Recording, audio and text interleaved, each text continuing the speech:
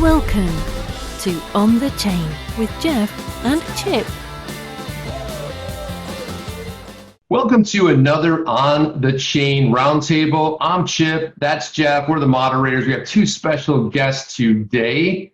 That is digital nomad investor out of Thailand. You know him better as DNI. Then we have Oz Crypto from down under, obviously in Australia. And we're all pre-recording this at some weird times. Welcome to the Roundtable, gentlemen. Cheers, thanks for having us. Yeah, thanks for having us, guys. Looking forward to it. Good to have you here. Yeah, I thought we'd start out, 2019 has been a ride. It's been a weird, awkward sort of a ride. I thought I'd like to go through some of the best moments for Ripple were this year, takeaways you might have, digital nomad investor. Let's start with you. What were some of the takeaways, or at least something that was on your radar for 2019? Great question.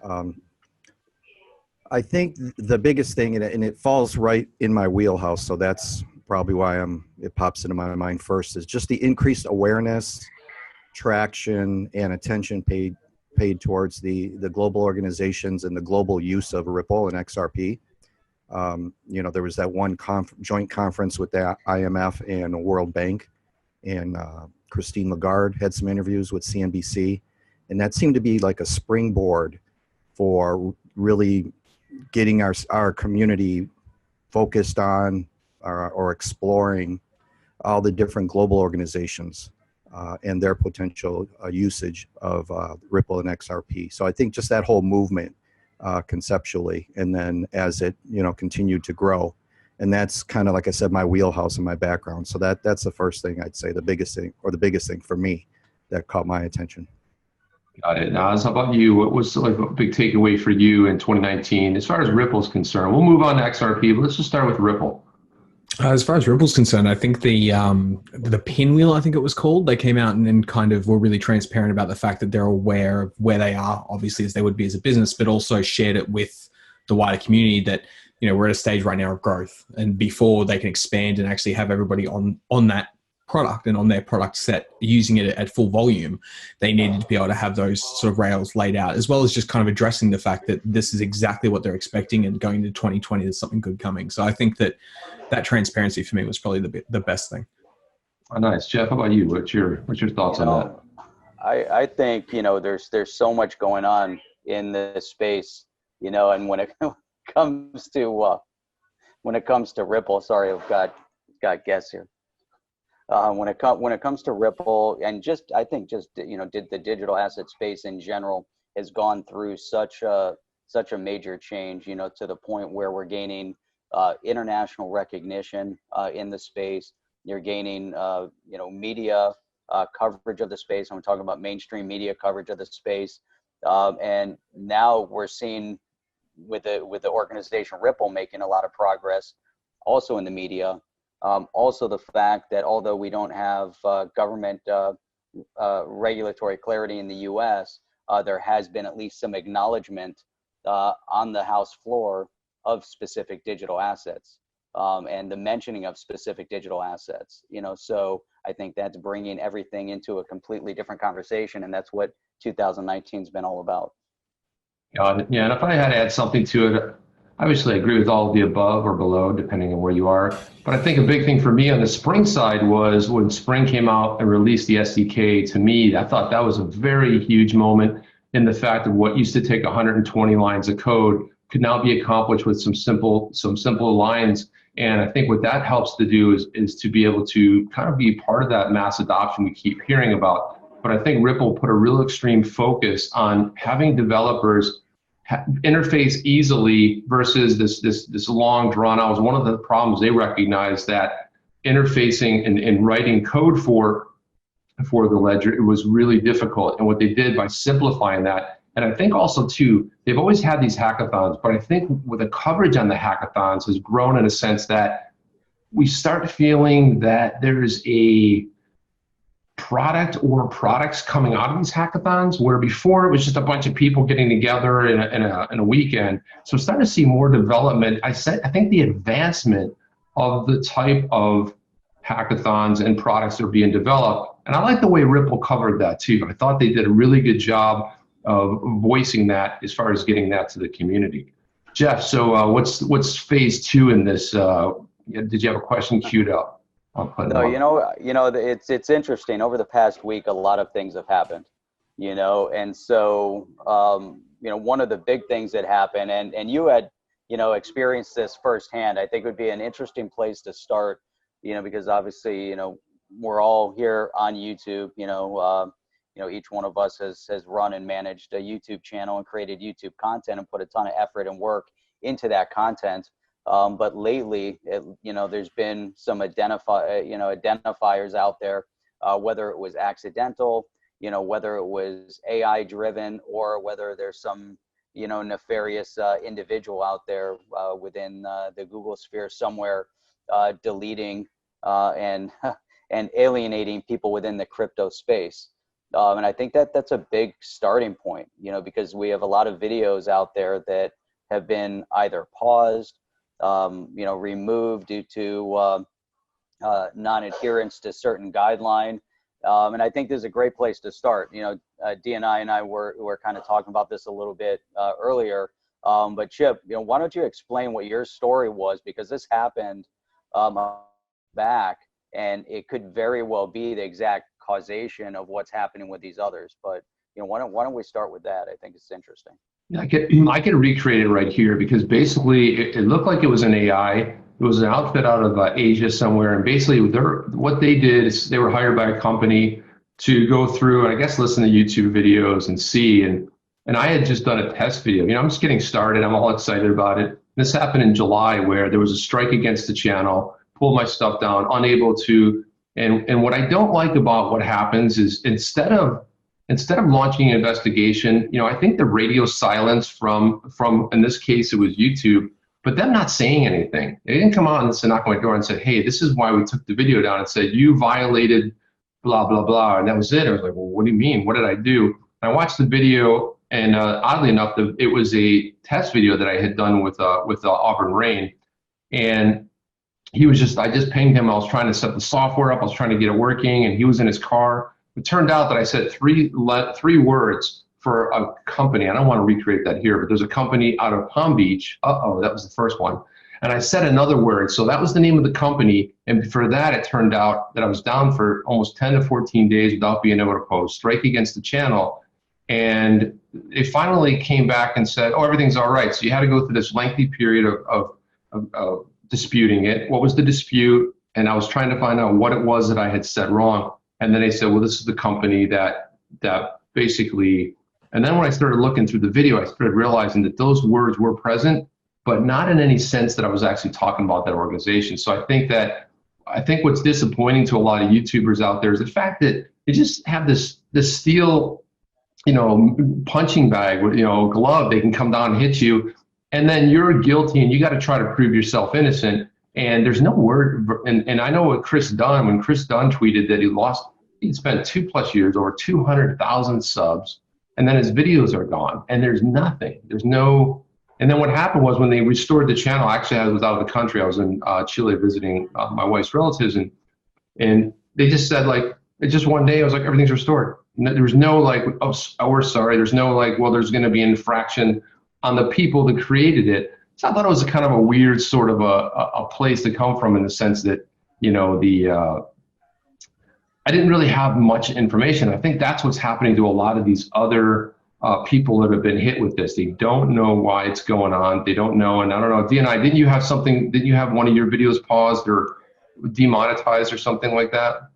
Well, the one thing I can say that happened to me recently and during this time frame, and I don't know if it's connected or not, is like I had 3 or 4 videos in that short period of time. What is it? A few days that were like demonetized, and then you can click on to have them do a manual review. It's like an appeal process. So that's the only time, and that's never happened to me before in that concentration. I've had maybe 3 or 4 in the last 7-8 months, and I've appealed them all and won all the appeals.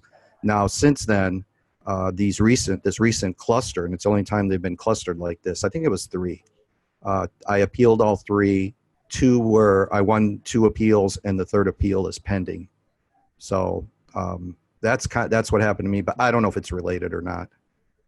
Yeah, Oz, do you have anything weird going on with your channel at all? Well, so I mean, I've had the same experience as DNI in the past, where there'll be, I'll release 10 videos, not a single question asked, and then for 3-4 videos in a row, it'll say, 1,000 views are going to have to happen before we'll even consider monetizing your content, which is, it is what it is. But I think one of the key things, and one of the main things about this issue that struck me is very much the alarmist sort of approach to it. And the main reason that I say that is because obviously the easy way to look at it is we're under the thumb of the man. They can do whatever they want. They can change whatever they want.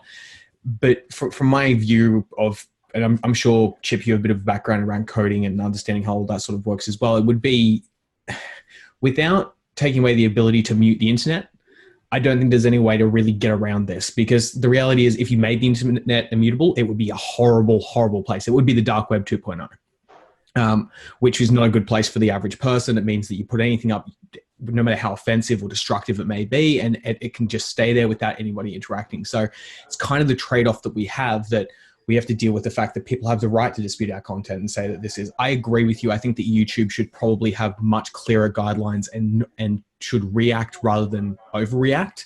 So it should be we're going to investigate if this is actually an issue before taking the video down and then saying, oh, we're investigating it to make sure it wasn't an issue. But yeah, it's I guess my 2 cents on it.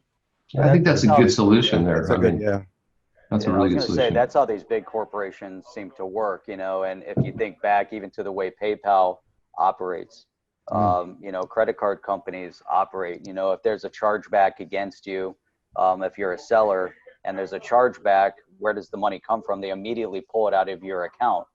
So if they've already paid you, the money's coming back. PayPal was very quick at that, and you were definitely guilty before, proven innocent, and you had to fight, very aggressively to get your money back. And it was difficult, and that was, and that's in an online scenario. At least there you had people you could somewhat communicate with. And I think and you definitely bring up some good points, because we don't want the Wild West completely either, because no, we don't. that would be bad. But there's also a form of self-governance that takes place. And you're right, there should be certain standards that everybody agrees to.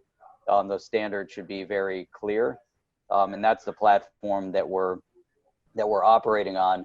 But if there's standards and there's certain operating procedures, and then then all of a sudden you're being dinged because of the wrong terminology, or like what happened to Chip. I mean, just because you mention certain words simultaneously, that doesn't mean you're talking about. And you're not even talking about the company. It had nothing to do with the company whatsoever, not even, some acknowledgement. So I think that's where there's a major issue, but it doesn't seem like there's an individual that's going through and monitoring, like, Oz, you're saying, no one's going back through and trying to analyze, the video and saying, okay, let's see what's going on first, then let's pull it down. It just, they're letting AI run rampant and say, okay, we're going to look for these types of words, and we're just automatically going to start dinging people with AI. But there's how many videos out there? Who knows? Thousands upon thousands and thousands of videos that they're trying to, go through. And I think it also raises questions for me as to why does a private company have the ability to use a web crawler in a YouTube environment? I mean, realistically, you or I could do that and look for specific words and have it search through using our bandwidth and ping up any videos that might have certain words or key phrases within them. I don't think they should have that ability. I think there needs to be some sort of lock on that, which would stop those sorts of things in the first place. Because I don't know about you, but I've said Twitter, Facebook, Coca-Cola, Pepsi. I've said all of these massive brands on my channel, and I've never once gotten dinged for any of them, because I'm not talking about them in a derogatory sense, not using them to promote my content. I'm just discussing what is basically public property as far as a discussion point goes. So I think that, yeah, you're right. The entire concept of AI over governance is something that really concerns me going forward. And it's also why I like blockchain for things like movement of goods and movement of information. But then you've also got to have that trade-off, like you were saying, between immutable and I suppose governance, like self-governance. So yeah, it's something that I do think about more often than I probably should. But no, that's interesting. I mean, from a self-governance perspective, that means that as users in a decentralized platform, we have input into, what we want to see on this platform.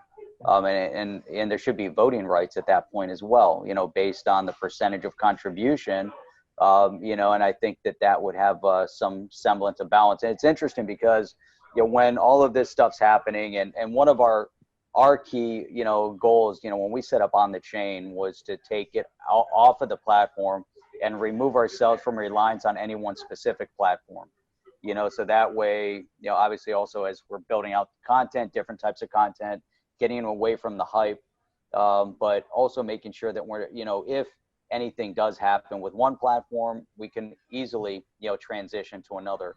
We recently started testing out a new platform, which is library.tv, LBRY.tv. And it's interesting, so far, very interesting. We're able to move all of our videos over there on the one channel, and it happened within a matter of days. They transferred all of our videos from Yeah, it was this incredible. channel. It's amazing. Logos, graphics, verbiage, everything moved over there. It's a new platform. It's decentralized. It's open source, and we're gonna test it out and report back to the community. It's interesting, because then you have other platforms like Cinnamon, and there's some others out there that are popping up.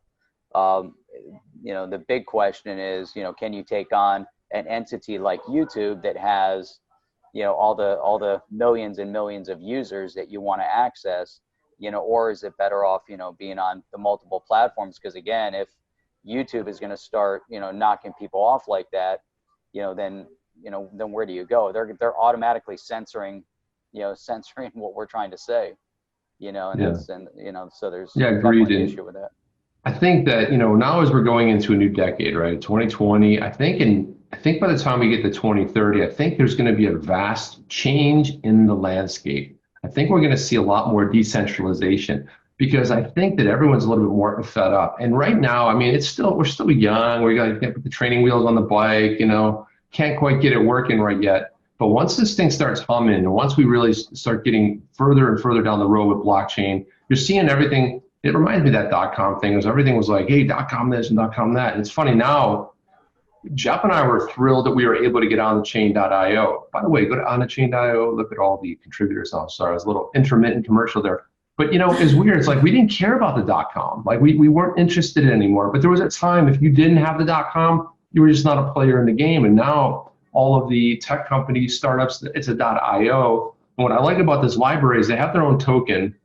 We were brand new in the platform, and they're sending us emails like, hey, you've earned this and you've got that, which is kind of encouraging, because we probably, what I guess the viewers don't know is that if you send a super chat, while it's super appreciated by any of the content creators, let's face it, 30% comes off the top. So you hit $100, your take is 70, and if you see a lot of these, and people may not realize that. And the funniest thing for me is that here we all are, we're like, yeah, we're into crypto, man, XRP. And then like, let me send you a super chat. I know it's easy and convenient, but being able to send that, and I don't know about you guys, but I don't know if, here and there we get some tips, but do you guys publicize, the fact that if people are going to do something like that, they're going to send you a super chat? Is it better, do you think, DNI, to steer people into, let's say, an XRP tip bot type of scenario? Or you just think it's better for the user to decide for themselves? What is your thought on that? Well, the only thing I mention in all of that is usually at the beginning and end of my videos. I don't mention the super chat at all, but I mention I have my XRP tip bot info in the description of my videos. So I'll just tell people, my web store links are there if you want to support the channel, the XRP tip bot, Patreon, blah blah blah. So that's really, I just mention it once or twice, and I don't mention the super chat, to be honest with you. I kind of forget about it usually. Right. But so in terms of, do I have a preference or whatever, or, it's whatever people want to do. I'm happy they're there. Yeah. So if anything else they want to throw in, it's just a bonus extra credit. So, it's really up to them. But I hear you though, about the YouTube taking their cut, but since they're providing the infrastructure, I guess that's a fee we have to, absorb, cost of doing business. Yeah, I don't mind paying the fee. I don't mind. I think it's a bad thing. But Oz, what do you think is going to happen down the road as far as with content creators, we're starting to see a lot more things coming to the into fruition here. Do you think we're going to see more of that? Like, how do you think the landscape may change over this next decade with regard to content creators? I think it's going to have to be one of those things where a lot more, I suppose, onus as well as reward is fed back to the content creator. That's why something like Coil makes so much sense to me, because at the end of the day, one of the, depending on what your reason is for making a channel, at the end of the day, you're going to have expenses. So everyone needs to make some sort of return on the content that they're creating. The higher the quality content, the more views you'll usually get, but it's also the more that it costs. So that economies of scale makes a huge amount of sense to me.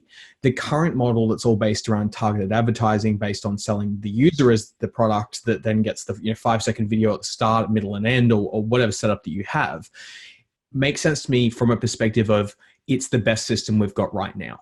So I think from Google's perspective, obviously now being the holder of YouTube, and the fact that they're going to be the key one pointing people towards every single piece of their own information in the first instance, it makes sense for them to keep everything in-house. And on top of that, I agree with you. I think the super chat being 30% is insane. Like, it's not one of those things where I get a large income from it anyway. It's not really that. It's more of a principle thing, because the reality is the cost of processing that would be 2%, if that. Even if they took 10%, they're making a massive profit. And when you look at certain guys, like on one of the streams I was watching, it was an XRP YouTuber, and he got $3,000 in the morning stream that he was running. When you think about that, 30% off the top, gone. It's $1,200, just, well, $900, just gone. So that, the main thing that concerns me about it is it's also it's rewarding the individual, because puts your chat up there, and it's sort of super proud to have your super chat, but at the same time, you're right, it's also not furthering the cause of the thing that you're supporting. So I don't really have a definitive answer for it. I think it's one of those things where horses for courses, and I think you're right, and it'll evolve over time, and more content creators stuff will take hold, especially things like XRP Tipbot, Coil, Cinnamon Video, all those types of things, because it's better for you as a creator, it's better for the viewer, everybody sort of wins. But yeah, what's your take on it? What do you think as far as that monetization goes? I wasn't expecting to ask me that, Oz. I'll be real honest with you. I was hoping that I was going to defer to Jeff and put him on the spot. No, I kind of think, I actually see that. Swing and a miss. No, a big swing, boom. No, actually, I always have a thought on everything, but whether it's important or not is another story. But no, what I'm starting to see is a lot more of these projects come out where they're really based in trying to, because I think we've gone through an evolution, right? So when the internet got started, everyone wanted to put up an internet site, and they really didn't know what they were going to do. And as we moved into the 2000s, people started finding their feet. Then we had cryptocurrency come on the scene this last decade, the 2010s here. I think what really kind of changed, because I remember YouTube. I remember watching YouTubers back in when early on, and being just amazed at the fact that they were putting together something really interesting, and as it moved on to other things, I started seeing content creators everywhere. Like, for example, my wife, who is at Handcraft Soap, there's so many YouTubers, like these real niche type products that they make a certain kind of soap. And then I was watching one, it's funny, we're both sitting there watching YouTube videos last night, and I'm looking, and it's shocking. Like, there was like 40,000 views on this woman just showing you how to make a Christmas soap. And so you start seeing that there's a niche for everything, right? Yeah. And I started looking at some of these other ones. One of the other people that she follows is somebody who talks about, she basically cleans. You watch her clean. It's weird. She cleans her house and talks about moving stuff around. And meanwhile, she's got like 1.5 million subs, right? So, I mean, she's earning a living off it, right? And she does other things too. It's really well done and shot and stuff. And I think she's over in Europe somewhere. I think she's in Hungary or something.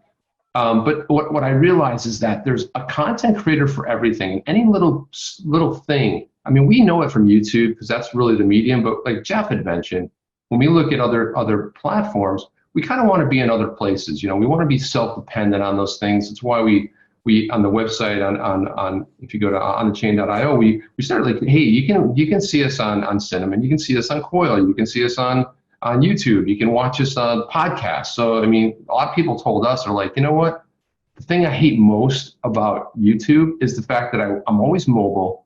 And I'm listening to you, and I gotta have my phone on the entire time. It's like, if you don't get the upgrade, by the way, I found a really good hack for that, which I won't share here, but I did find a really good hack. I think I know the one you're talking about. Yeah, see, so like my phone's off right now, and I can be listening to a YouTube video, but I think where we're headed in this whole sort of affair is to a better future for everyone, because there are so many brilliant people. And when there was a newspaper, you listened to the voice of that writer. And then when TV came on the scene, you had the talking heads that were able to read stuff off the screen better than anybody else. They didn't really give opinions. Then you moved into the opinion area where it was all opinion. What they felt. It used to be they read the news. Now it's all about, all this other, rigmarole. And I think what we've done now is, I think as sort of a global sort of a community, we're tired of all that. We've seen it all before. We want to hear from somebody, we want to hear from Oz, who's got his Australian perspective. We want DNI, who's got his specialized, background, and nobody has any background like what he has and what he shares, because he can share it from his perspective. And I think that's sort of where we're headed. I have a cable subscription. I still have that bundled cable subscription, which I hate, because you can't do something a la carte. I'm like, I want these 4 channels and that's it. I'm cool. You got to have all these other things. And I think that what we're starting to see is that is happening in other places. If you didn't rate it here for me on cable, I'll go find it. I'll subscribe to these podcasts. What works on a podcast may not necessarily work in another place. But I think that's where we're headed, Jeff. I don't know, what is your take on this whole thing? Are we getting closer to, content creators sort of rising up? I disagree. No. Okay, I love it. Good. Counterbalance. I could have a counterbalance. I'm disagreeing just for the sake of that disagreeing. No, well, I like that. I agree, because I think that what we're seeing right now, especially in the YouTube genre, and I don't know if it's because we're super engaged in this, but I can tell you specifically, I don't turn the TV on, and I don't watch news.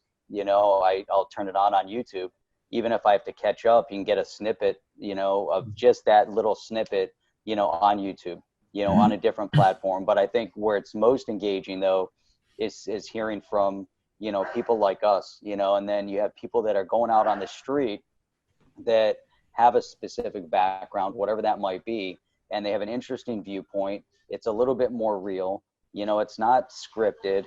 It's not spun in any shape, in any way. It's not being, prompted by, by certain advertisers. They're not, that YouTube personality isn't necessarily worried about a specific sponsor or, or advertiser, as they go on, especially from a political perspective, and so you can, dig in, and you can also then cross-reference opinions all over the world if you want to. Like you said, there's a niche for for everything, and it's interesting. It really is, and then you see how you start growing as a community, so the one lacking area of TV, it's very one way, and people become vidiots, or at least they used to be vidiots. I'm sure people still are vidiots, or they just sit there in front of the TV and they're just absorbing negative information. Are you pointing at DNI? No, was that? I'm pointing at me. This is, yeah. I'm a reformed idiot, but I don't know where the boxes are going to fall once. Well, when you how about if I do this? Put it back.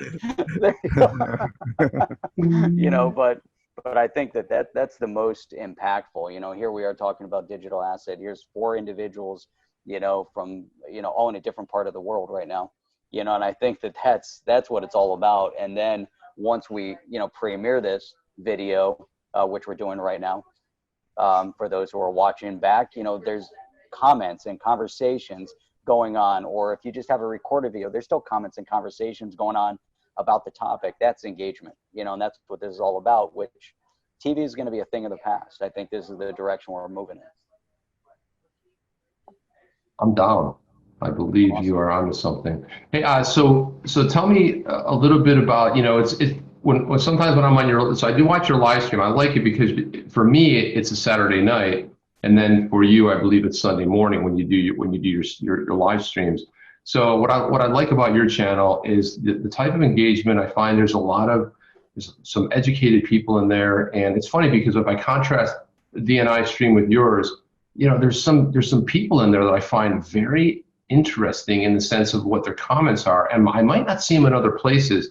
And yeah, we always have some people that are have their agendas and whatever. And, you're usually pretty good at squashing that. But what have you seen from the time you started your channel to like right now? What are some of the changes you've seen or things you've noticed as far as you're watching your channel grow? With me? Is that for me? Well, I was going to start with Oz on that one. Then I wanted to go over to you, DNI. Okay. Yeah. I think that for me, it was one of those things that when I first started, because I mean, as I'm sure you know, the only reason my channel went anywhere to begin with was because of Jungle. So I released a couple of videos, and I was that guy that was, releasing videos and then watching their phone and being like, I got like 10 views, I got 20 views. This is insane. Like, I can't believe this is happening. And then Jungle and was actually Rob got in contact with me and basically said, we like your content. Let's do something together. Let's get you sort of that push. So the first time I did a live stream, I think at that point I had like less than 1,000 subscribers, probably maybe 120 subscribers. And I had probably 10, 15 people in the stream. But the thing that's actually remained pretty consistent is you always have the one or two people that'll come in, spray some crap and then exit, or just try and rattle a cage basically. And the thing for me, if you haven't noticed from my live streams, is sometimes I'll be able to shake it on the chin. Other times if I'm already a little bit too wound up, I just bite and I'm done with it basically. But the thing that scares me is the nature of the claims by those people has not changed one iota in the last 18 months. It's the exact same claims, the same things that were debunked, 12 months ago, the same things that we've seen are not the case whatsoever through this sort of development. That your bank's never going to use it. Some of these arguments that are just consistent, but the thing that rolled on at the same time as that was more and more people actually actively engaging, more and more people kind of, I feel like you start to develop a real relationship with the people that are tuning in every week. You get the chance to talk to the people, about what their stance is on things, sort of, what type of thing they're going to say, what they want to hear about. And I as a content creator, it's really, really, it gives me a reason to push forward on it. So yeah, I very much enjoy it. We can move on and see what DNI has to say about it. Okay. I'd say that one of the things I've noticed over the time this year, because that's when I started my channel, is just how awake people are about what's going on with their governments and, those pulling the strings behind the government. Of course, that's my, the theme of my show. So that's something I'm going to pay attention to. But I just, in speaking to the general public over the years, even when I worked for the government, people weren't aware of what, the governments were doing and the global organizations. So just the viewers that come in and I know a lot of folks, rightfully so, goof on me for how long some of my streams are, which I actually enjoy. And it's because of the people that are so engaged, 4 hours. 4 hours. Oh, wow. They're the warriors, and I'm just, at that point, just, jumping off on what they're doing. Because I certainly couldn't talk, for 4 hours straight on something without them. So they were just, as you guys mentioned about the engagement, and I just noticed the awareness of people just really being aware of what's going on compared to, years ago where, people are be like, what, deep state? Or, there's people behind the, the governments making decisions, or, what I'm saying, that type of thing. It's kind of a conceptual issue, but just a lot of engagement, a lot of embracing of seeking the truth, no matter how painful it is, and then maybe the crypto space draws certain people like that are more inquisitive, maybe more on the, risk taking or whatever it is that may be a characteristic of people interested in crypto overall. But it's just really the engagement and the awareness of people. I noticed it's refreshing to engage with folks like that. I agree, and it's funny because when I was comparing my channel to Jeff's channel, Jeff, I was looking at his channel, and people be putting like dissertations in there and talking about these incredible things that are going on. And in my streams, people were poking each other in the eye. I was like, and then so I was like, man, I'm looking at your guys' stream and like everything's intelligent. So now that we've sort of blended everything together, which we have the two channels, and the reason, if everyone's wondering, by the way, we do have two channels. You can follow the other channel, and this is really on the recommendation of Jungle. And I want to put a shout out to Jungle too, because he really helped us launch on the chain. He put us on the channel, and even when I was goofing around putting videos out there, he says, "Hey, I want to put you on a stream." And I was like, "What?" The guy that one of the first two guys I started watching in this space wants to put us on, put me on. And then we did a stream together. I had so much fun, and man, a couple hundred subs just flew in like nothing. And when he helped launch on the chain on his channel, when he introduced it, Jeff and I teased it forever. OTC, down with OTC. People are like, "What the hell is this OTC?" And they were confusing with on the counter. Or off the what is over the counter? Yeah. Over the counter, like, we're over the counter. What are you guys talking about? So that was a weird thing that happened. Jeff, what's going on? And so Jeff's in Detroit this morning. If you notice, he's got Detroit lobby. Detroit You lobby. are you're in the D. Where at? Can you say what city? In Royal Oak. Oh, cool, awesome. Yeah, yep. I used to work. You know Beaumont Hospital there. I used to work. No, in that's the right. 80s. Yeah, you mentioned that. Yeah, Yeah. right off of Woodward. Yeah. I used to live in this area, so not too far from here, which is right. which is nice. Yeah. Yeah, and oddly enough, this is where Oz feels uncomfortable, because I also logged a couple years in Detroit, but I lived in Troy and Rochester Hills, and then Troy, and Troy was, as you guys famously know, it was I lived off of Big Beaver, and off the highway, it's exit 69 onto Big Beaver, and whoever created that, I don't know how that passed, man, but it's like I would give directions to my office, and I'd be like, yeah, they're like, what exit is up? I'm like, it's exit 69. They're like, what? Yeah, 69. Wait, 69 to Big Beaver? Yes. Go on to Big Beaver. Right. Am I lying, guys? Am I lying? Please. No. Big Beaver Road's a main thoroughfare that runs east-west. It's we call it 16 mile, but yeah, 16 mile. Yeah, 16 mile. 16 mile. Yeah. So you have all the mile roads here out of starting with 8 mile, the true 8 mile. Yeah, that'll tell you how far away you are from Detroit. So the further away you are, so then the better it goes north. So you can go all the way up to like 30 mile plus, right? Exactly. Yeah. Yeah. So going back to before. Sorry. It's really interesting, because with DNI, one of the things that you kind of set in motion a little while back was, trying to create an atmosphere of okay, we're gonna have this segment come on at 7, followed by this segment. Then you came on, and then we came on, and everyone was feeding off of each other in the live stream environment. And I love that, because there was a continuation, there was a camaraderie, there was, in that continuation, feeding off of, the conversations. And then you had people that were going back and forth, and it was really interesting, because, we all sit there and make our videos, and Chip says this, you're just sitting in front of your video camera, coming up with content, and then you don't have that kind of engagement with the other YouTube creators. But one of the things that I did find, and it's interesting because, I used to watch Oz, way back, before I had started. Then I was watching Oz, and then you start getting engaged, and here we are, all talking to each other. Same thing with Jungle, and it's funny when Jungle first made his videos, and we have talked about this, multiple times, and then he finally put his face on video. His voice didn't match what I anticipated when he came out with the baseball hat and the tank top and everything, but the intelligence that I've found in this space is just astonishing, just in general, from all the different contributors, from our perspective, but then also all of those who follow us. And the engagement. Chip, you mentioned that, people putting in dissertations, and the content, the level of information that people have out there is amazing. That's why I like, being in Oz Crypto's streams and his videos. The same thing with DNI. I mean, the conversations are amazing. And I do have an AI that's always operating in the background, monitoring DNI, just to make sure when he starts talking about politics, I get pinged. That's when I jump in, Well, what's cool about that, if I could add to that, is like it just coincidentally seems like where my interest in my, again, wheelhouse, to use a overused term, ends, or my area of interest ends, it seems like yours picks up, Jeff.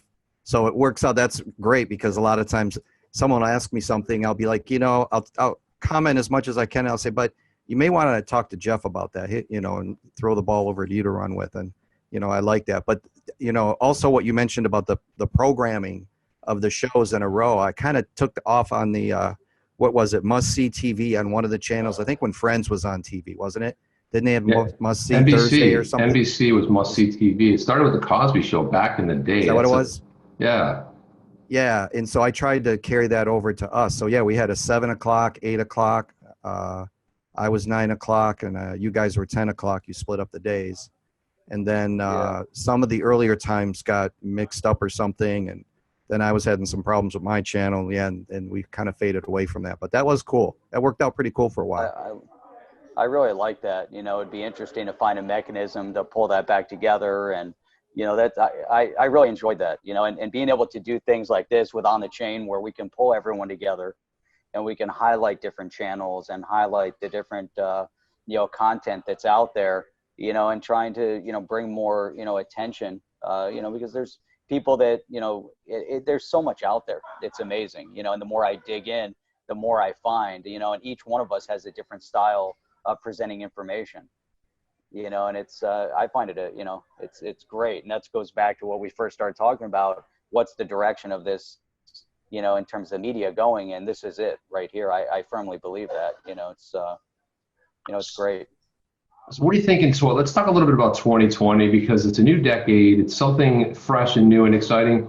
So we've heard all kinds of things about what, you know, what Ripple has done over this past year. I think another big thing was simplifying it. You know, I could never keep any of their product lines straight. X Rapid, X Current, was X Current the one that, when they went to ODL, I was like, thank God. I understand what on-demand liquidity means, and it makes it simpler for everybody. So I'm wondering, in 2020, let's start, Oz. What do you think in 2020? What are some of the things we might see from Ripple? And this isn't like a prediction thing. It's just like based on what you know and seen. Like, what do you think some of the things, or what would you like to see happen in 2020 as far as around the company Ripple? Okay, it's actually something super interesting to get the chance to talk about, because as you may or may not know, I don't mention what I do for a living, but I went from a large firm type environment to just recently I became part of a startup. And as you know, with startups, one of the massive things, and we've seen it from Ripple time and time again, is the ability to pivot and to move laterally within whatever your environment is. And that's the biggest key to making sure that you're going to be successful. Just recently, they came out and said they'd gone for their you know, round 3 or C round, Series C, Series C round with VCs to basically fund them. And in this round, they've made more than the last 13 rounds combined. They used $200 million that was put into it. And to me, that kind of shows that they're focusing on holding as much of XRP as a product as they can for either media reasons or for logical reasons. For me personally, I don't see there being an ability for Ripple to continue to expand their products and product base unless they hold a large supply of XRP. Because if they're talking about the kind of volume that they want to be getting with that, you know, that resistance and that buy and sell movement, they need to have a very large supply to be able to continually provide it into that marketplace to keep the depth of the liquidity going. So I think the key thing that we're going to see after seeing that round come out is a couple of new products that they're going to try and add to the suite that aren't done by the same team. So almost the same sort of thing we saw with Coil, the Spring projects and all those sorts of things. I think that they'll likely come out with a couple of distribution chain-based distributed ledger type technologies, and those, you know, same sort of thing as VE chain or, I mean, there's like 20 of them that currently do it. But the way that I kind of see XRP as a technology being used in the XRP ledger is, if it's the quickest, if it's the most efficient, and you can centralize it while being decentralized into one environment, one coding language, one, you know, DApp environment, one ability for any technology, why wouldn't you do that? It's the same thing that Google did. It's the same thing that before Google, Microsoft did. It's the same thing that Apple did. You know what I mean? So I think that going into 2020, we're going to see more complex things coming out, but then that narrowing again. So as you said, you know, bringing products tighter together, making them super simple imports, making them really easy to do things like API plugins into business interfaces, while also creating new concepts and kind of fostering those in the back end. And yeah, I mean, I hope that I'm right, but we'll have to just wait and see. And that's just the gut feeling I get from that perspective of, especially because they've now got the reputation that they do. You know, 2 years ago, no one was talking about Ripple. No one was, apart from us, obviously. But now you have the mass media that's talking about Ripple. You have Lagarde, who's, you know, becoming the head of one of the European banking unions. Like, that type of exposure and that ability to move with that type of light shining on you means that the ability to scale is a massive thing. And once you have that ability to scale, applying that scale in the correct way. So they've got a brilliant team. They've never ceased to amaze me in the past. So we'll have to see if I'm right. And yeah, that's kind of my gut feeling on it. How about you? Nice. Well, I'll defer to DNI. DNI, what are your thoughts on 2020? What do you 2020? What do you think is in store with for Ripple? Like, what would you like to see, or what do you kind of think things are moving to? What would I like to see? This will probably come as no surprise to anyone who watches my videos. It's going to focus on the central banking system and some sort of, forward movement, integration, use of XRP, the Ripple platform, or whatever. R3 and the Core to Settler is being used by, some of those, or that says the majority or many of the central banks that are testing and implementing the CBDCs. And the overlap with Ripple, with R3 and the Core to Settler and XRP. And I just hope that something comes out of that more concrete. Right now, we don't, have a concrete idea if they're, using Ripple or XRP or not. But, my whole mantra is about the highest and best use of XRP on a global scale. That's what one of the main themes of my show. So I just hope that with this new traction movement for the central banks, developing their own CBDCs, that XRP gets mentioned as being used somewhere, either as a bridge or as part of that R3 Core to Settler arrangement. Got it, Jeff. What about you? Thank you. So that's a great comment there. But here's something to think about, and we've talked about this before, on previous videos. It has to do with whether or not XRP needs to become a household name or not. And I think that if we begin to see more and more central banks creating their own digital asset, there has to be, as we all know, a transactional currency, a bridge currency, in between, these walled gardens that central banks are creating for themselves. And so does that XRP then need to become a household name, or is it something that is functioning through ODL? ODL is the back end platform. Are people on the street really going to know XRP? And is it even important that they do or not? What do you think, DNI? And then we'll get some comments from us. Well, I think at the very least, initially, it doesn't really have to be, because it's getting rolled out at the commercial banking level. So I think, at least initially, whether, it's a household name or has a lot of real, brand awareness that way. It wouldn't surprise me if it doesn't or alarm me. But if they are going to filter it down to the retail banking level, I mean, I don't know that it would be any sort of retail banking, asset, so to speak, at least at first. But no, I wouldn't be alarmed if it was not really publicized a lot, as long as we know about it. But, because it's going to be, I hear what you're saying. It's going to be on the back end, most likely. Then they may not use XRP exclusively within each walled garden versus the bridge asset, as you mentioned. But I think that's all going to be at the, it's all starting at the commercial banking level. So I don't think it's going to get out to the general public, and that doesn't alarm me at all.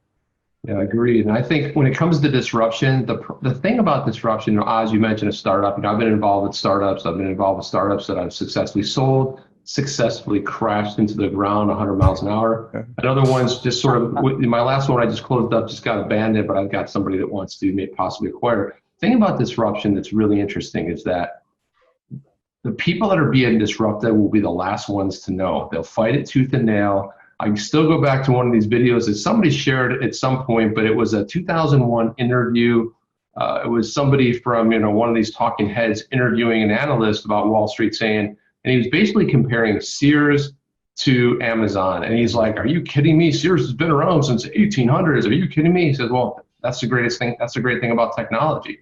And what he was saying was that I remember when Amazon was, you can buy a book. That's awesome, whatever. But I think, Oz, you're onto something really key, because the pivot, what would have happened if Amazon never pivoted? What if they were just going to be a bookseller, right? What if they never said, hey, in AWS, which is where almost the whole entire world hosts their enterprise level stuff, that's where I've that's where my startup was based out of. AWS creates more revenue, and it was only because they had a missing. They had to create this infrastructure for their own product. And they're like, hey, we can resell this. Now AWS has become a very significant to their bottom line. And when I look at central banks, when I see what's happening with this whole banking system and the system that's built on debt and it's run by the elites, and it's a lot of what DNI talks about, but what ends up happening, like with the Federal Reserve, it's never been audited. Are you kidding me? It's never been audited. They're printing money like there's no tomorrow. And explain to me why the US dollar is worth anything at this point. It's just madness, right? But I think what the big disruption that's coming in this next decade is that the countries are going to start getting back to more of their control. They want to start seizing their own moment. You're seeing it with the Brexit that's going on right now. You're seeing it with different elections around the world. People are getting tired. And I guess this is what Dee and I talked about. They're waking up. They're like, hey, man, this is not okay. We're not okay with this. But if you don't have control of your own currency, your fiat, whatever that looks like, then you don't have sovereignty. You are dependent on some other system. And that's why I think with Christine Lagarde going to, becoming the head of the central bank over in Europe there, I just think that's just problematic and on so many levels.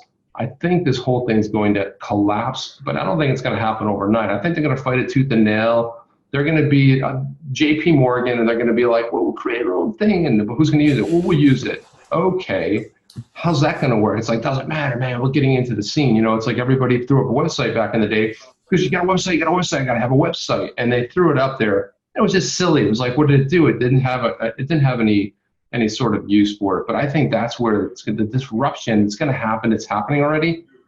And the groundwork that's being laid and stuff that we all talk about, I think when we look back on it, people are going to be like, it was right there the whole time. How come I missed it? This is the general public. I mean, we all act like everyone knows about crypto and Bitcoin. Meanwhile, it's like less than, what is it, like a half of a percent in the entire globe. This blue planet we're living on, third rock from the sun. Everybody knows Bitcom. Acting waters, man. What is this Bitcom you talk about, Jeff? Yeah. So Oz, what? Yeah. Good, Jeff. No, please. Oz, what do you think about this? I think with the branding thing, so I'll just very quickly cover the branding thing, then I'm going to go on about that banking rant that Stephen's just had, which I enjoyed very much. I think in regards to the branding thing, the main focus for me is the availability of the knowledge that the company exists and that they're innovative at this stage. So it's the same. AWS is probably the perfect example of it. Unless you're in an environment where you're going to be using AWS, which is Amazon Web Services, they do hosting, they do verification around codes being sent out via email, two-factor authentications, all these sorts of things that are pivotal. They literally host like 85% of the internet. In fact, Google is looking at switching to utilizing AWS in the upcoming future. When you think about the fact that 95% of people probably have no idea what AWS is, I think that's what Ripple will get to. I think for it to actually roll in the first place, the name needs to be out there because the people who need to be able to apply it need to know that it exists so that they can then apply it into their banking system. And, we'll likely see a little, powered by Ripple thing, same as we saw powered by Oracle or powered by Adobe or those sorts of little back-end brands that them, but how much do you really know about them? That's kind of the way that I see it going.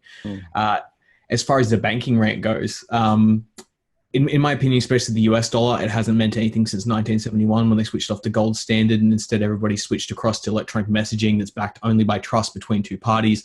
Who trusts the other party? Well, everyone does because it's said that we do. I agree with you. It's a house of cards. And especially, seeing what happened with BlackRock back in 2008 and seeing that entire banking system collapse based on just really irresponsible practices that all bankers are still currently doing. The Westpac Bank in Australia is being charged with 23 million counts of violating AML. 23 million individual counts. And that's one of our big four. So I'm just saying when they've been operating in these sorts of grounds and federal banks are just as guilty of this sort of stuff because no one's holding them to account because they control the money and we have to use the money. So something absolutely needs to change. I just hope that it's blockchain that does it. And Oz, if I can jump in, that's 23 million violations of U.S. law, right? Not Australian law. Am I right? So the actual charges were Australian charges. They were Australian? Okay. Because I was just looking to see if the U.S. was overreaching, or, you know, if the U.S. was reaching out and saying, because they do that. They'll charge other places or people in other countries with laws in their own, in the U.S., which just seems crazy. Well, there has to be a certain standard, right? I mean, especially with AML. You know, with the anti-money laundering, anti-terrorism, you know, all of that. I believe that there's a global banking standard for that. Well, there are ISO systems, so International Standards of Operation. That's right. Everything like that. So, I mean, from the Australian perspective, there are charges coming in from other countries, but primarily it was actually because there was an inquest into the Australian banking system that started about 3 years ago. That after finally everyone sort of kept going, there are 4 banks in this country that rule 99% of our market, and we have 50 different banks. So, and this is what it's come down to. It's like, well, they were just cutting corners and doing whatever the hell they wanted, because much like the Rothschilds, for example, if you control all the money, you control all the power, and you do what you do. So, yeah. Brilliant. I love it, man. Yeah, that's well, just look at the banks. I mean, you pull up, if you go look, it's kind of all hidden, but if you look at how they've been fined, I mean, you're talking about terrorism, the money laundering, and you know, they have enough money. Yeah, they have enough money to cover it. But every major bank, like Wells Fargo, one of the bigger banks, longest, I think the oldest and longest running bank in the U.S., you look at the violations against them, it's just pathetic. And what it shows me is that if you're a bank, this is cool. If you're an individual, you get tossed in the clink, and then they put you away, you know. And I don't know. So DNI, where do we go from here? I mean, where does this all end up? Help us. What is happening, man? Tell us how we get through this. Jeez. No pressure. I don't want to put no pressure, man. I mean, that was philosophical and vague all at the same time. That's what I'm where do we go from here? Are you talking about with the banking system or with the globalists? Or wow, so maybe a little more what's the meaning of life? Like, come on, man. Come on, man. You don't understand that? What's come that? on, man. It was super vague. You didn't get that? Oz knew exactly what I was going with that. I mean, he's like, he totally answered it. Boom, just like that, you know. Thanks. You know, what I say in my channel lately is when it comes to all the entities that we don't like, we're probably not going to be able to do anything against them or get rid of them ourselves. So let's ride their coattails to prosperity. And that's been my latest mantra in the live stream, is just, you know, we decipher what the globalists telegraph through the propaganda, the mainstream media, because they get their scripts from the powers that be. If you guys ever watch that video, the Sinclair Broadcasting Montage video on YouTube, pull that up, Sinclair Broadcasting Montage, if you haven't seen it. It's amazing. It'll show you how scripted the mainstream media is to the word. So anyway, yeah, we talk about deciphering the propaganda, learning what the powers that be are telling us ahead of time, and slot ourselves so that we can benefit the way they do and ride their coattails. Quick question: who are the powers that be? Do we have a name? Do we have a?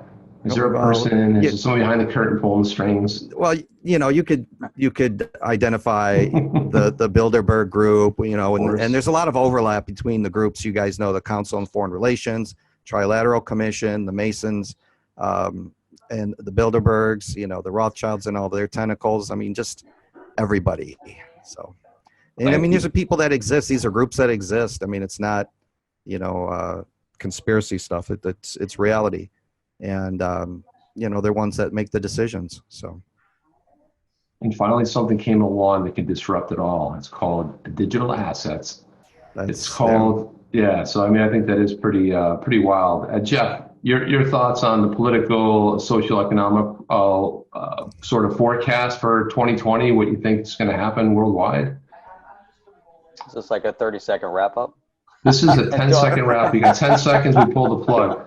Pull the plug. I want to see Jeff go on a long-ass rant right here. No, this... Man, you know, there's so much happening right now. I think there's a lot of tension. But, you know, at the same time, you know, that tension it's all power struggle, you know, going on, you know, globally. You know, everyone's jockeying for position. But if you look back through history, it's always been that way.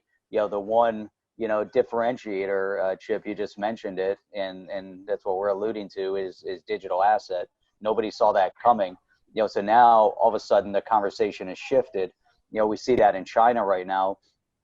I think there's a lot of and we brought this up in the last conversation. I think there's a lot of demographic issue in China that they're going to have to face with aging population and all of that, that monetarily it's going to be very difficult. It's going to be a huge strain on the populace. But at the same point, China is definitely jockeying for position with digital currency. They see the light, and they might have other reasons as to why they want to take control, of the digital asset. We've talked about that a little bit. We see what's happening over in Europe. We see in Germany, Switzerland, Italy, Portugal, the list goes on, Bermuda, the Marshall Islands, all over the world. People understand that blockchain technology is significant, but more than that, they understand that digital currency is significant. So the big question is, and people talk about this, oh, you're creating it out of thin air. Are they going to back it up somehow? But once you make a determination that, let's say China creates their digital currency and it's not backed up by the yuan, it now is their currency, but China, the government, is now backing up this digital currency that's ever, traceable and trackable. And it does create scarcity as well if they can't create more of it. So with that shift, getting rid of fraud, I mean, there's so many aspects of this that we can dig into, plus more control over the people. And that was something that came out of Canada, where they're looking into blockchain to start tracking the spending habits of the population to make sure that they get more of their tax dollars. So with good, there's bad, and I think we have to be very cognizant of the fact that, the government, any inch of power that you give the government, they're going to take a yard. We have to be very, very aware of that, even in a quote unquote decentralized environment, because in that case, it's going to be more centralized. But what do you guys think of that? Oz, I think you might have some good input on that.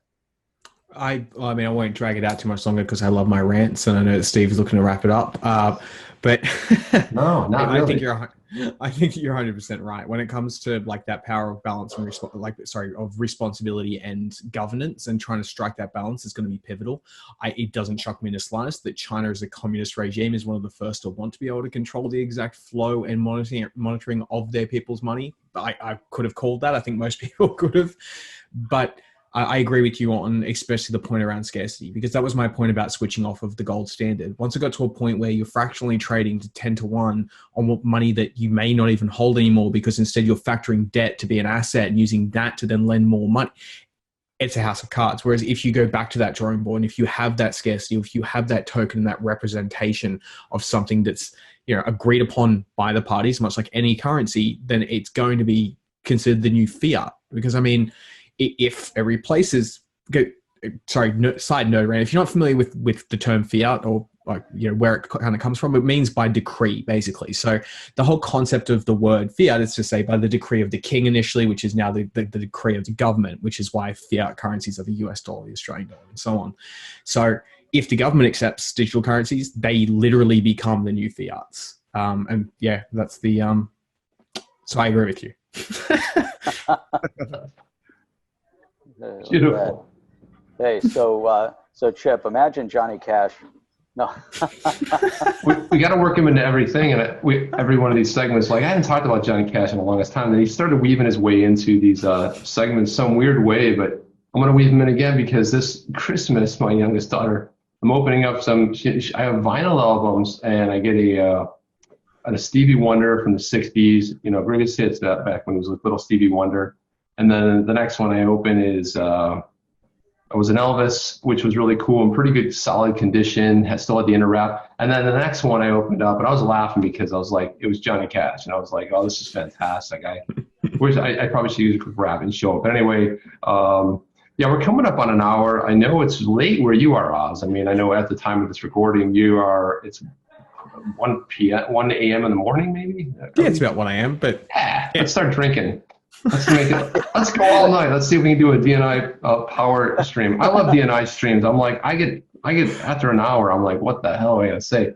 Meanwhile, Jeff and I talk about this. One time I did something, I went somewhere, I did a bunch of things, I accomplished all this crap on a set, and I come back and I'm like, is this a new stream? And I'm pinging Jeff. I'm like, did he start a new stream? He's like, nope, same stream, man. Same stream. Man. was like, this guy is amazing, man. I was like, holy crap! And he never misses a beat either. That's the best part. I mean, yep. you know, he's always on, never missed a beat, and I love that. Hey, by the way, what are those? Can you tell us anything about those shirts in the background there? Oh yeah, we hear you have a new one coming out. Commercial time. Yeah, the New Jersey. This is a sample. They're being made right now. Yeah, New Jersey, new graphics, new colors, custom mixed some colors. There's a lot of starch in that. This has got a swirling wormhole in the background. It's like a piece of cardboard. Oh no, I got it on a mannequin. It's on a special like hangout. It's like a mannequin. Come on now. Yeah, it's a diamond. It's a box. So what does it have to do with New Jersey? Is that part of the state? And I'm just joking. You said New Jersey. So and a new narrative and a new blueprint on the back about what's happening globally. What does it say on the back? XRP. It starts with the my XRP inverse solutions theory, gold, ESDR, central banks, IMF, BIS, and Novus Ordo Seclorum. Nice. For those Yeah, that and don't then speak Latin. Order stuff. Do you not? And then Oz, and then so you have an interesting movie poster behind you. If you want to elaborate on that choice. Honestly, man, I got this poster years ago. It's actually one of the original like cinema release posters that was hung up outside of a cinema, and I managed to pick it up and was like, because it's one of my favorite movies. Obviously, I grew up. Tarantino's one of my favorite directors. Reservoir Dogs is probably a bit more of a favorite movie, to be completely honest. But yeah, with Pulp Fiction, and I had a blank wall behind me, man. And every single person on the stream or in the video comments was like, "Man, why you got a blank wall? Like, I've got no attention span. Put something behind you." So I was like, "Well, I got a hook." So that's the story. What? How about you? What's the go with the? You guys got the fancy desk backgrounds, man. Yeah. I was curious if Jeff today, if anybody like stopped, like stared at you while you were broadcasting from the lobby of a hotel and outside of Detroit there. I mean, like, he's just sitting there like going on this long thing, and people are probably walking by like, what the heck's going on over there, right? He's talking to himself too. Talking to the table. He's talking to the table. Really hoping someone was just going to reach over and poke him in the side of the head. Like, just... like the guy that showed up behind him and Jeff's trying to keep a straight face. He's out there talking, you know. It's great. Man. I know. I see like, this. I got on the corner of my eye. It's Bill Burr. Yeah, Bill Burr. Oh, that's funny. Yeah. Hey, by the way, so we're running up a little bit of an hour, and I wanted to, any parting words? I know, Oz, why don't you go first, then D and I. But anything you wanted to close this amazing stream out with here? Well, before we did that, I was hoping to see you do a little bit of a. I think we'll save that for the. I think we'll save that for the after show. We have the after show starting right after this. Which, I'm set, man. I'm ready to go. I am ready, man. Boom. Ready. So just massive thank you, obviously, for having me on, and it's always a pleasure chatting with you guys. It's a little bit weird that you've all been to Detroit, yet none of you have been shot that I'm aware of. So that's kind of cool. Maybe you have been shot. That you're aware of. Yeah, I'm aware of. We discussed that part. Maybe we'll save that for the after. That's for the after party too. But yeah, stop button. I have actually checked out the .io. It was linked in something. Do you guys link it down in the descriptions as well, right? On the chain, off the chain.io, the website. You guys. Yeah, on the chain.io. Yeah. Yeah. So just massive thank you for having me. It's always a pleasure chatting with you guys, and glad that we could all get together at the same time. I know it's a bit weird. Everyone's on different time schedules, but we managed to pull it out. So I'm really happy we did it. That was awesome. Nice. You and I. My turn. Go, man. I'm missing my cue, aren't I? Let me click the stopwatch. You have 38 minutes. Can you do it?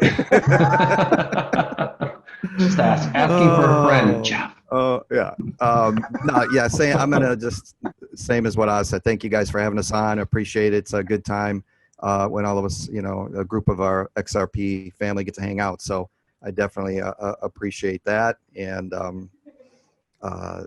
hope to do it again soon. And buy the shirts. Just buy them. Buy the jerseys. Yeah, I'll debut them this weekend. And you don't have to go to New Jersey to get the jersey. Yeah. Yeah. I think you should. created What is New your York. website, DNI? What is your website, the store website? The stores, for the jersey? they're on Teespring and TeePublic. The website addresses are on my video descriptions on YouTube, so it's better. Okay, we'll put them down in the description. Anything else you want to? I don't know if you're selling those Pulp Fiction posters at Oz, but Anything around, we're selling, man. You're selling everything. Everything's for It's sale, not nailed man. It's all down. about- I'll be honest with you. I got some books that I'll never read back there. I mean, they're boring as hell, but you know, I can. Jeff, how about that TV over your shoulder? Oh yeah. I'm taking bids later on eBay. That's why we'll get a strike on the video, because we're rebroadcasting TV. Great, Jeff. Yeah, this whole thing's gonna get copyrighted, man. Oh, Man. there you go. Wonderful. We watched CSI or something in the background. Yeah, nice. Well, I want to thank Oz Crypto for being here, and also Digital Nomad Investor, DNI, and Jeff. And you guys, we had a great time. We will, guys, go over to check out onthechain.io. You'll see the other contributors, some of the other places you can watch. You're going to have to watch for us in 2020. We're going to be making a giant merge into, or I would say a giant jump into the shallow end, deep end, however that goes. But just go check us out. So we're going to be going to Coil pretty strong in 2020. And make sure you're wearing a helmet when you dive in that pool. But yeah, put a helmet on that cylinder before you send them into battle, right? But what I can say is you can check us out there. We will be making a big splash. And guys, you're going to be able to check out the after show. So thank you, everybody. Have a wonderful evening, morning, day, whatever it may be. Day. This is Shiv. And this is Jeff. Oz Crypto, DNI. We are all collectively out of here. See ya. Are you down with OTC? Please like, subscribe, and click the bell to be notified when the next video drops.